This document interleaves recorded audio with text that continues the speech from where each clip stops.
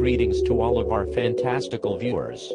Here at ZBC we dare to go where no man has tread before.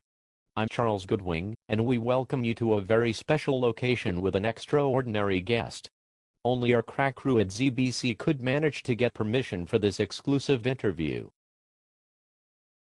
I present to you none other than Ronald Wilson Reagan, former President of the United States of America, also known to many as the Great Communicator. Oh, good heavens. Thank you very much. Good evening to all of the viewers out there, and greetings to you, Charlie. I never thought I would be able to connect with my devoted followers again. I thank ZBC and the powers above for this wonderful opportunity. Thank you, President Reagan, for allowing us to be with you. I have to thank my staff for getting us a very special pass that allowed us into heaven. We are the only journalistic team to ever be given the rights for such an important telecast. We are in Ronald Reagan's cozy office in heaven. Not so very different than the Oval Office in the White House. Yes, you are correct, Charlie. I have spent a great deal of time in offices very much like this one during my lifetime and here in heaven.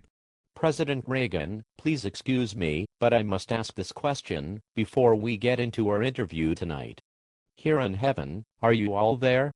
I meant to put it more delicately, do you have complete use of all your mental capacities? Sure as shooting, I do, Charlie. This is one of the grand benefits of earning the right to be in heaven. My memory is perfect. 100%. I will give you an on-the-record quote.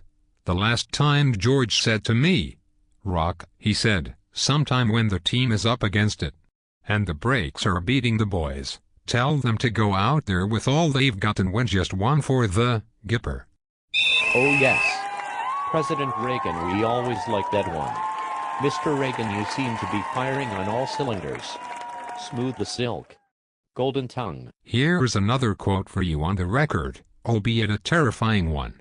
The worst 9 words you could ever hear. I'm here from the government and I'm here to help you. I agree, President Reagan.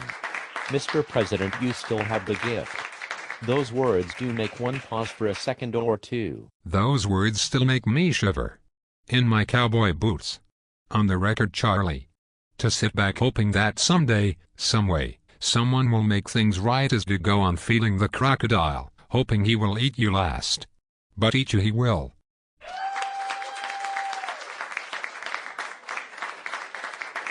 Well, Mr. President, we are a little side-saddle with crocodiles as our subject, but your memory is truly 100%.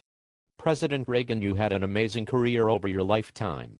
You were a sportscaster for the Chicago Cubs, starred in the movie Bedtime for Bonzo in 1951, and you were the host of Death Valley Days, just to name a few highlights. This is off the record, Mr. Goodwing. Thank you very much for the accolades. Charlie. This one is on the record. Abortion is advocated only by persons who have themselves been born. President Reagan, you do have your funny bone and all of your former wits about you. You are 100% accurate. Until my dying day. Charlie. Facts are stupid things. Please. My former commander-in-chief, if I may challenge your heaven-sent memory for a second, what did you say on November 13th, 1986? Charlie, you may quote me on this one. I said that we did not trade weapons or anything else for hostages, nor will we.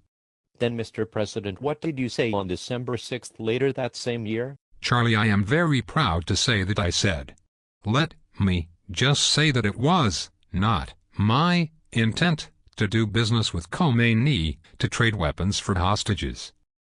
Mr. Reagan, you are making my head spin a bit. On March 4th, 1987, after the reporters kept on your case for many more months and they proved that you had in fact traded arms for hostages, what did you say? I am really proud of this one.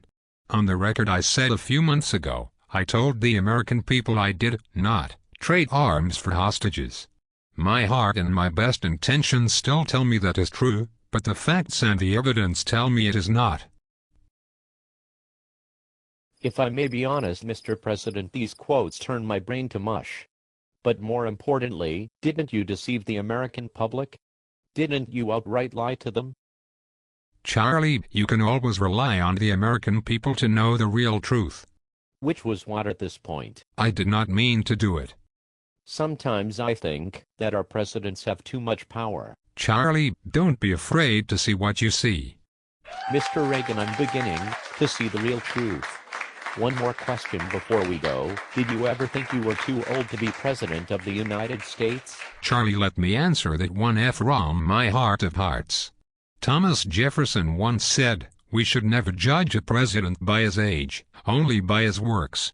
And ever since he told me that, I stopped worrying. Thank you, Mr. President. Mr. Reagan, you have been a great guest. It was my pleasure, Charlie.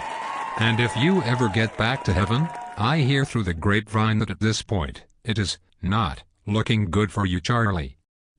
Anyway, pray a lot and look me up if you get back to heaven. Good night, Mr. President. Thank you, Charlie. Good night, my fellow Americans.